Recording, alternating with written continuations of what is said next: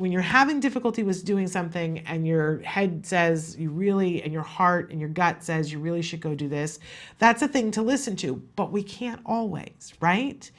Sometimes we don't have a choice.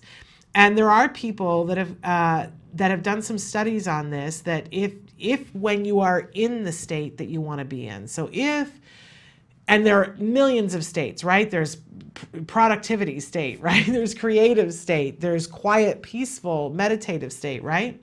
That if when you are actually in the state that you give yourself some sort of physical anchor, and you do it repeatedly, that whenever you're in that state, you give yourself the anchor that you do that, then when you need to be in that state in a hurry, after you've built that up, then you can do the physical thing and it will help you to mentally get into the state. There's been studies about this. So how do you do this? You find something that is unique to you. So let's say that the state that you need to be in is organizing. And you hate organizing, but every once in a while you get this urge to organize and you're in that state. And by the way, when you're in that state, it can be something that you don't even normally like, but when you're in the state to do it, it's pleasurable and time seems to disappear, right? And you're just in the groove. So let's say that you're, organizing your closet and you notice, hey, I'm actually kind of enjoying this. Then you give yourself some sort of physical anchor. It can be, it should be a gesture that you don't make often. So it could be a weird clapping thing that you do, or it could be whatever is for you, right? But make sure that when you're in the state and you're already feeling it, you do whatever that thing is that you're going to do, so that when you then have to do it, you call that back up, and it will be there.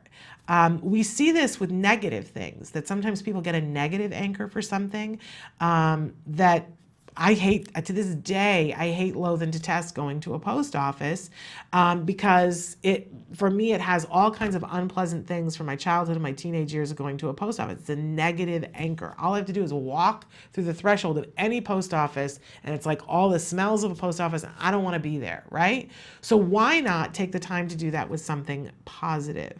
Kelby and I got into a conversation about this the other day because we were talking about editing. And when you're editing, you get sucked into the world of editing, and it's really hard to snap back into reality. And if you're somebody, when I used to edit, my son was in therapy, and so I would be editing something, and then his session would be over, and I would come out, and suddenly I need to be mom, and I need to be interactive, and I need to be continuing those lessons.